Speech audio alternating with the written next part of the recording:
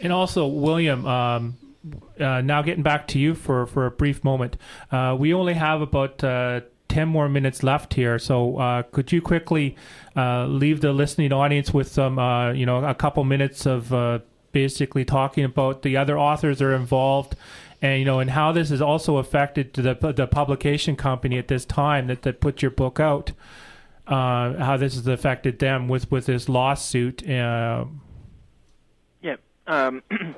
Well, before talking about that, I wanted to thank Jorge for his words. I think this is not only, unfortunately, this is not only a Canadian issue, because there has been some cases in Europe of people actually writing books or publicly taking stands against strong private interests, and which have experienced the same type of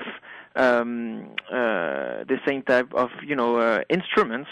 And as you say, well, for instance, ourselves, we are living this type of procedures are literally as censorship, and this is to me this is just a sophistical tool to shut the mouth of people who have modest financial means, and when these issues are bringing in the judicial area, then you have to fight within some judicial frame you're not prepared to as a citizen, and beside of that, of course, you have to have like huge financial means to be able to make your point in that context.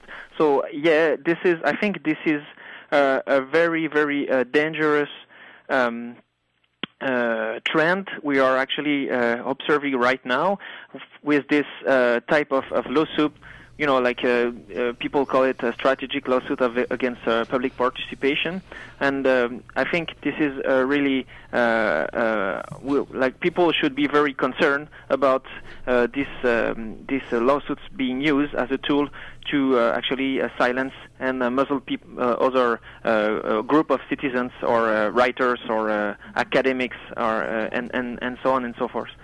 And now talking about the consequences on the publisher, well, I mean, it's very hard for a small publishing company such as ÉCOSOCIÉTÉ to have such an amount above its head. I mean, for instance, in the case of the Ontario judgment, we have asked for the judgment to be transferred from Toronto to Montreal because we estimate that the book is in French when we are all francophone, and the book was targeted as francophones. So we said, okay, it would be better, and a case is already existing in Montreal, it would be better to transfer it in Montreal.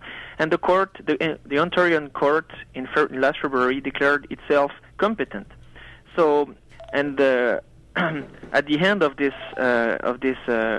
small trial, we have been required, as we lost it, to pay $25,000. I mean, even this small, in brackets, amount of money is very, it's very problematic for a small publisher such as ÉCOSOCIÉTÉ. And I know also that they now have, some problem with some of their partners, furnishers, that these people are concerned by the fact that if they are partnering with ÉCOSOCIÉTÉ, there might be some problem in some very small amount of time because we might this publisher might enter in bankruptcy very soon. So that's part of all these problems, these problems that are generated by such a lawsuit. There is a diffraction of the small problems you're experiencing for us in our daily and personal life, and for an entity such as the publisher as an actor as a business actor. Oh, I just wanted to ask Jorge a question about the SLAP suits. I know it's been a contentious issue lately because of, for example, CanWest was suing a local activist here in Vancouver just recently, and I thought that people were pushing to change things so that these slap suits could no longer be brought on to artists and people like that. I'm not sure if you know anything about yes, that issue. I am familiar with the issue. What happened is that this is an endemic or a systemic rotted maneuvering from the powerful to shut out dissent and hopefully to kick the issues of the day 5-10 years away from today through these lengthy court processes of establishing who is right and who is wrong. It is unfortunate that the laws have been designed to protect the powerful and not the injured.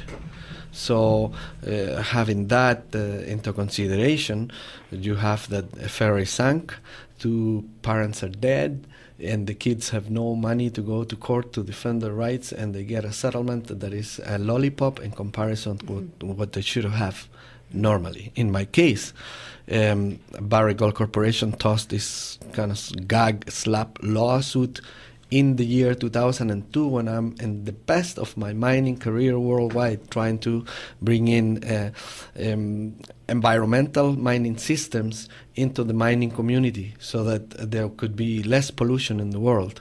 And this corporation tainted my name and a character assassinated my name by them tossing this lawsuit of libel and defending it, quote unquote, vigorously, just like they defended themselves against Greg Palast.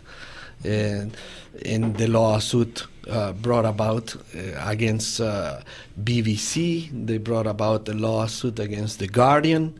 Then Harper brought a lawsuit against the Cadmans or the Liberals. And so everybody is using this famous libel tool to shut down the truth.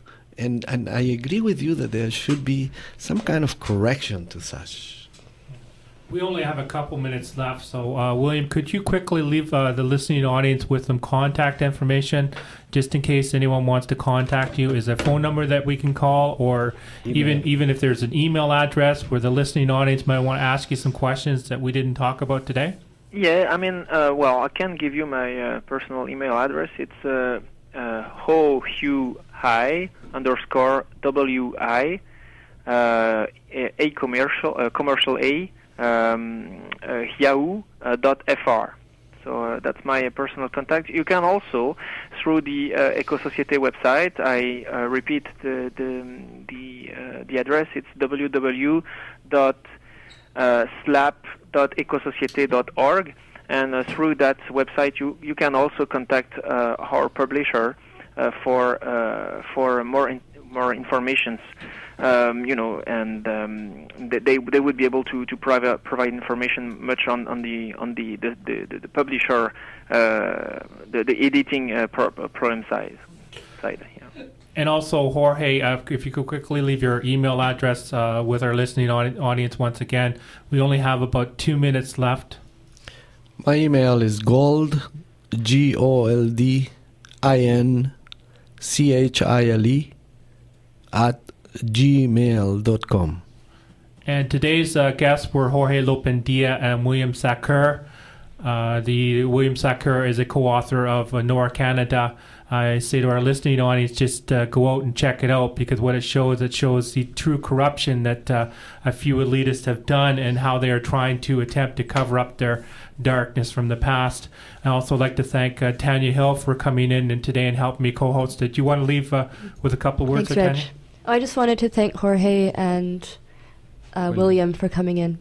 And also we'd like to thank Molly for coming in and being our tech today too. So this is Co-op Radio 102.7 FM, CFRO, Monday Brown Bagger. And I'd say to the listening audience, until we come back again, just get informed. Thank you very much.